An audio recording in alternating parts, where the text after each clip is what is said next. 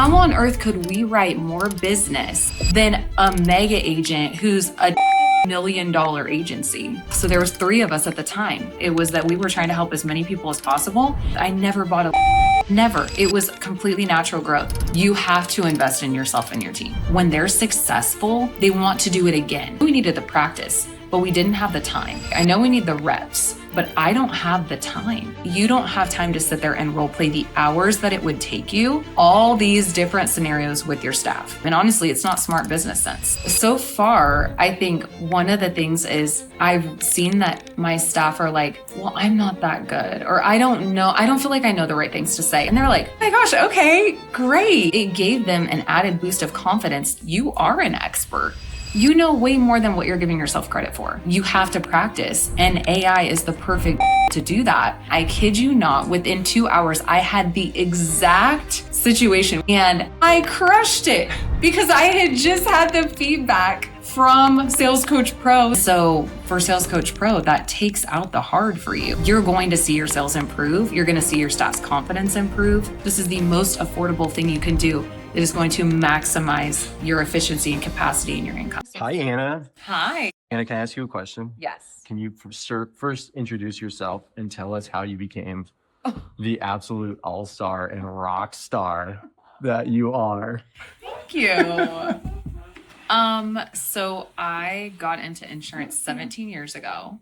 Mm-hmm. I became a rock star by trial and error. And literally just grinding it out because I never got a roadmap. I never got like coaching or tutoring, literally nothing. So everything was like oh, okay, I can do that. Let me figure it out. And then you figured it out and you figured out how to do it better or wiser or it didn't work. And then you changed it and kept going. But, you know, there was like I had obviously some good mentors along the way. But the figuring it out and the repetition of doing the same thing every day with the same goal in mind, you want the results, but how do you get those results? So the daily input is what it's all about. And people will come to me and say, well, what do I do? How do I be a topper agent? How do I be a prime agent? How do I be the best of the best? And I say, it's literally in your daily habits. So daily habits equal your success. I love it. Can you, as uncomfortable as it's going to be, can you brag on yourself for a second? Tell me about your agency, like any stats that you feel comfortable sharing, like what your status is currently, because you've worked really hard. You and your agency have worked really hard. I just want you to give you a chance to just tell the world what's going on. So, okay. And why they should listen to you. Sure. Multiple things that come with the Anna Crable agency is award-winning. And like, what are some of the awards that you guys So award-winning means we've started 3 scratch agencies. So meaning no customers when I open the door. Like, hello, my mom is my first customer. And then you have to grind it out and build these agencies. That's a true grind when it comes to the insurance world. You can start from scratch and have no customers and build up an agency where all you're doing every day is you're in growth mode trying to gain new customers. The other way is you can acquire or buy an agency. That could look like many different forms to many different companies, but I have not had the opportunity to do that, the buy the agency. It's always been the scratch. So you're hustling, you're grinding, you got to figure out your verbiage. You have to figure out how you're going to have money making activities every single day.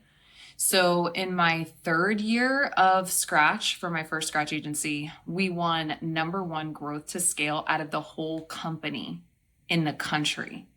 And at the time, I was so busy grinding that the company was like, oh my gosh, you're winning an award. You need to come to Chicago. And I was like, that's okay. I really have a lot going on that I've got to stay in the agency and do. And my sales leader was like, no, like, you don't understand how important this is. You have to come.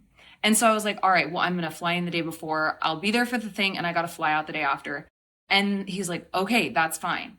And then I got there and I'm like, oh my gosh, wait, I did not realize until I was on the stage and like they handed me the award and said what they said, that I'm like a girl from Hutchinson, Kansas with me and 2 staff. So there was 3 of us at the time. How on earth could we write more business than a mega agent who's a $10 million agency? How could we grow more than what they would have grown in their year? But we had a great retention base. And we were just pulling people in based on every good thing, like talking through coverages, our education. It's not that we just hurried up and rang people up and like got as many as we possibly could. It was never that. It was that we were trying to help as many people as possible. And we did such a good job in our education that those people referred other people. And it was just a natural growth. I never bought a lead. Never. It was completely natural growth. And so I think that's what blew my mind. And I'm able to appreciate it more now looking back than I could in the moment, because I was so young too. I was 28. So my young brain was just like, oh, I'm just trying to hustle. And that's what it is. So then a couple years later, the company was like, hey, you're doing an amazing job growing. Do you want to do that again? And so I was like, I do. So I did a second scratch agency. And then back to Farmers, we did a third scratch agency. So when we came back to Farmers, it was like we hit so many life sales in our first 6 months was the first milestone marker. We hit all of our monthly goals. I've been so happy and thankful to have a team that has always been in growth mode and stuck with me in that same mentality. Because it couldn't happen with just me. But we've always, like what's fun promos we can do? What's things we can keep our team engaged in that growth mode? And we're very diversified in sales do sales and service does service so that we can stay in that growth mode. But we've always been Prime for Farmers is a huge new rollout the last couple of years. And so that's hitting several milestones of the big things that Farmers wants us to grow in. It creates a healthy agency, and then overall it creates a healthy company. And so that's why we're all kind of in that same mindset. So far we've hit Prime every month. They just rolled out numbers that we've hit Prime every month for 12 months in a row that it's been out. Yeah. So that was a huge milestone that we were really proud of. And then being a topper agency, which is the top 5% in Farmers. And with our previous company, we were in the top 1%. So that's some stuff. Yeah. So when you were grinding and building this out, what was your training onboarding process that allowed you to have that level of excellence? And what did you wish you had? So when I started, we were all in the same room. So when you're in the same room, and that's how I started with the agent I worked for initially. So when I was a CSR, I'm doing customer service, I'm doing sales, all in the same room. I had the ability to hear his verbiage. And so it wasn't role playing necessarily, but I could hear his phrases and then I started to use them. So I would just be like, okay, let me imitate that. And so then I did that, like several phrases that he said, I still say to this day. That's 17 years later. Like, to me, that's mind blowing. But it tells you the power of when you can hear it, then you can do it. And so then when I started, I had my two gals in the same room as me. We worked in a 624 square foot room, and it was us. And that's what they did. They heard me. They heard me say it on the phone. They heard my phone calls. I would put some calls on speaker so they could hear what the customer's saying and how I would respond. And so that's how they would pick up, just by hearing what I'm saying and what I'm doing. So I always tried to be the best leader I could be by leading by example and saying like, here, let me demonstrate it for you. Okay, great. Now you do it. And then as time went on and there got to be more training things out in the insurance world, there was more coaching programs where a coach would get on the phone and do a webinar with your team sometimes. We then implemented, when our team got to be pretty big, we had 13 staff at the time. We implemented Craig Wiggins coaching, which was online modules they could watch. So, and that gave them some more insight. And then they would do like a 1 month and weekly, like a live Zoom when Zoom started to be a thing after COVID. And there was a role play instructor. So it's not that your staff would necessarily get chosen, but they could be like, oh, I want to do the role play to test their skills. But how many people are really like, yeah, I want to do it. And there's 300 people on this call that's going to listen to me. So not that many, but that was kind of the next level that we added. And then we would do weekly sales calls with our team to keep that growth mentality up. But they love to be winners. If you can develop a team who loves to win, it makes your job so much easier. The thing that I missed was role playing consistently and then doing meetings consistently. So I don't love to be the agent that's like, we have a Monday morning meeting and we're going to go do this. Like, I know it sets a good tone. That's just like me having 3 kids and a busy life and 2 businesses. It's not what fits my schedule. And so I've had to kind of adapt to a different way of doing things that fit me and my team, because we're a bunch of moms, we're males, It's not to say that that's the magic. It's just that we know how to multitask really well, but that also means we have a lot of different things and a lot of different schedules running through the office. So to have time where we can meet together has always been the hardest part. So like when I'm in, someone's leaving to go get a kid. When they're in, I'm leaving to go do something else. I have a meeting. I have to do something. So to find that time, it's important, but it's not like we have it, just in droves throughout the day. So that's been the hardest part, is how do I get my team together in this really crucial time? But I want to give like the most important information, like, hey, where are we at for goals when we meet? What are you running into as your hardships throughout the day? What can we change? Do we need to change our education?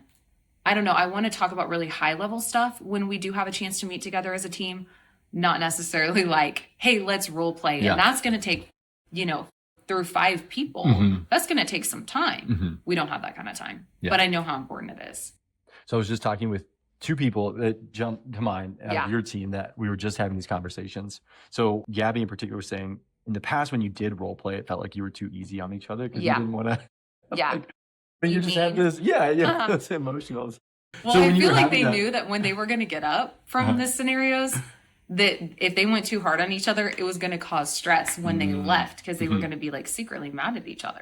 Which And you had mentioned that in terms of being a mentor, someone who was providing coaching and to your team, you didn't want to be the bad guy always saying, you could do this better, you could do this better, you could do this better. Yes. So, and I like to be the cheerleader. Like I like to be like, you're doing so good at that, because that positivity helps them want to go do better in their offices when we all, break away from each other, versus like I didn't like to have the mentality of like, are you serious? I could write so much premium and Anna's still going to find something that I need to improve on. To me, I just didn't like the way that felt. Yeah. So when you were envisioning a tool like Sales Coach Pro, like this came about as a conversation that we were having, what were you hoping it would accomplish? One, that we accomplish the role playing, the practice. Like I know that my salespeople and service people, they need practice saying things and they need practice messing up so that they can correct what they're saying to where it feels better to the customer and it overall feels better for the flow of when they discuss things with people. So I knew we needed the practice, but we didn't have the time. And I didn't want to have to be the one that managed that role play with each person. If we do 15 minutes or 30 minutes of role play, and I swear every time I sat down, it would take, I'd be like, guys, we're going to role play for 15 minutes a piece. And then it would be 30 minutes long. And then something happened. And then a customer came in and it got derailed. So I was like, I know we need the reps, but I don't have the time. Like, just frankly, it comes down to the hours. I don't have it. And then times that by 5, that's a long time every day for me to sit there. And I have 1,000 other things. So it's like, what's important and what's urgent? It was both, but I couldn't figure out how to manage that, or how do I fit that in? And so based on your experience of the app so far, like what are you seeing? And especially as you're having conversations with your team, like what comes to mind when you're thinking about the experience you've had? So far, I think one of the things is I've seen that my staff are like, well, I'm not that good, or I don't know. I don't feel like I know the right things to say. And I'm like, no, I think you do. You're not giving yourself enough credit. And then they've done the role plays and they've scored really well, or they've gotten that positive feedback, like, great job building rapport with the customer. Great job bringing up solutions to offer them. And they're like, oh my gosh, okay, great. It gave them an added boost of confidence that then when they actually got on the phone or in front of customers, like later on that day after that interaction with the role play, they're more confident, because now this thing just gave them a boost that they didn't A, realize that they needed, and B, they were not acting like the expert. When I'm like, you have been here for 9 months. You are an expert. You know way more. You have a license for this. You know way more than what you're giving yourself credit for. So that has been huge. And I think just the reps, they've been able to like hone in on their verbiage, because there is a certain way. Insurance is big and it's complicated and it's confusing, but when you can break it down in words that people understand, they love that. The customer loves that. And it's something that in order to figure out how you're going to say it, if you're not sitting in the same room like I was with my old agent, I was able to pick that up. But if they're not sitting in a room with me anymore, because we're bigger than just one office now, how are they going to get that verbiage that feels good to them? because everyone's going to take the things and change it into a way that they feel good saying it so that they can repeat it the same way every time. And so that's what I think Sales Coach Pro also does for anyone selling insurance or just even having conversations. And recently we were able to merge with another agency. And so having the tool that can specialize for that very specific scenario for my customer service team, things can come off very clunky at first. It's a situation we've never been through.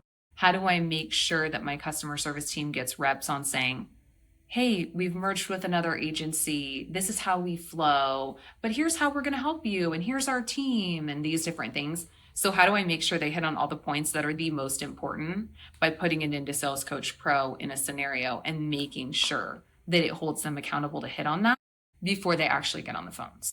That's cool. So we are in the midst of the 21-day sales mastery challenge, which is kind of like an onboarding for you and your team to like get some structure and really start to use this tool and integrate it. What are you hoping to see through this like consistent 3-week long dive into practicing and role playing and that kind of thing? Yeah. What I hope to see is the repetition of the daily usage. So more than just me saying, hey, did everybody do their Sales Coach Pro for 15 minutes this morning? That they get on and do it themselves. That they're like, I know how to log in. I know how to create scenarios. They feel very confident in using the system.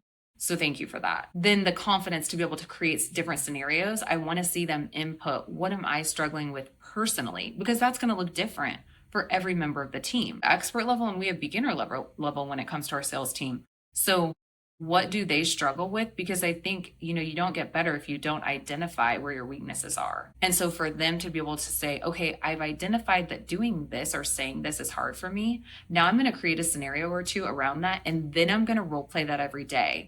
So I'm excited to see where they're at now with their verbiage and their comfortability, and then where they are at in 21 days. Because I feel like it's going to be a night and day difference. Yeah, and I'm excited for that like tracking process. We're doing weekly check-ins to get feedback from the team. I want to say kudos for having Autumn on the team. Yes. She's crushing it and taking charge of like building scenarios and making sure Peyton's squared away. We were talking about the difficult conversations that she wanted to make sure that Peyton had an opportunity to experience. Yes. So I don't know, just like as you look at your team and you see the rock stars that are surrounding you, like, what are you excited for them to accomplish, even outside of Sales Coach Pro? Like, where are you headed as an agency? So, of course, every year goals are changing. So we're always challenged as an agency to do more business, diversify our business in other areas. So I'm really excited and hopeful that we add on these other levels that Farmers is looking for from us, other additional ways that we can help customers. But in order to feel comfortable with that, you have to role play. How are you going to say that? How are you going to uncover needs with customers? Well, the best way to do that is with Sales Coach Pro. And I'm just excited to see them write business, because hopefully they're writing business, but can they write more than what they even thought was possible? Can they accelerate their growth quicker than maybe what we would normally, than normally what a sales agent would do? And I think with this tool, they can absolutely do that. So their growth over the next 3 months can be greater than what if we didn't have the tool or we weren't role playing consistently on what it could be. It wouldn't be as inclined. So if like an agency owner in particular is like watching this video and they're wondering, one, whether practice makes sense for their team, and two, if like maybe Sales Coach Pro is something to invest in, what would you say to them? Absolutely. You can't. So the one thing I learned way back when is you have to invest in yourself and your team. Yes, I know that there's a money piece, but it does pay you back in motivation for your team, in the fact that when they're successful, they want to do it again. When they successfully close something that they may not have thought that they could do, that gives them that added confidence that as an agency owner to them, you could never give them. They have to discover that on their own. And you can hold their hand for so long, but eventually you kind of got to let them go and figure it out. And Sales Coach Pro then is still holding their hand in their office when you're not sitting there anymore. So the investment in the fact that they have a tool that's boosting their confidence, that's correcting maybe the negative behaviors or the imperfections in their conversation or their closing. If you've got people who are doing amazing at quoting, but they're not closing, hey, let's help them repeat the conversation of how do we get that closing conversation. You're going to see your sales improve. You're going to see your staff's confidence improve. So it's a no-brainer in you must invest in your staff, because an agency owner can't do this business all by themselves. It is all about your team. So it's all about making your team as strong as possible. And I have done every coaching program, closing conversation, all these scripts. Like, we've looked at all of those things over the years. And really it comes down to, having a good script that maybe flows for your agency, but implementing, what does that sound like? What does that look like? It's really all about the basics. And Sales Coach Pro is about the basics. And once you've conquered the basics, then you start running scenarios that are just a higher mastery of, hey, let's work on cross-selling. Hey, let's work on uncovering referrals. Things like that sound simple when the salesperson or the customer service person is sitting in the chair on the phone. It feels hard. We want to take away that feeling of hard. We want it to feel easy. And it's just like going to the gym and lifting weights. Practice helps you feel better. It gets easier. And so that if you can give something to your team that helps them feel more confident and gets easier, that is completely worth the investment. I love it. And let's say you're sitting across the table from specifically when your teammates at Farmers, like another agency owner in Farmers. You're like, get on board. Yes. Like, what would you say, to them that would resonate with another farmer's agency owner? Sure. Well, I said this the other day. I said, hey, this is the way. Like, you cannot not do this anymore. You have to practice, and AI is the perfect tool to do that, because you can create the customers to be medium for your beginner staff. You can make the customers be really angry. But that's a challenge, and challenging is good, because literally 2 weeks ago, I ran myself through a scenario with an angry customer for a claim on a roof. That is some of the hardest conversations you can have. I did the Sales Coach Pro scenario, scored pretty well, and hung up the phone. I kid you not, within 2 hours, I had the exact situation, which is crazy because I haven't had a call like that since. Had the exact same conversation. And I crushed it because I had just had the feedback from Sales Coach Pro. So I made sure to hit on the two things that it said I could have done better at. And literally the customer was totally fine. And so I was like, okay, that was one of the hardest conversations you could have when it comes to insurance. So I'm like, it's hard to prep for those calls if you have your staff sitting in front of you and you're doing like a live role play. It is not the same. So actually I've had the conversation with my colleagues and I'm like, you can't not have this anymore. You don't have time, because we know how much an agency owner has to do. I'm like, you don't have time to sit there and role play the hours that it would take you, all these different scenarios with your staff. You don't have time. And honestly, it's not smart business sense. It's just not.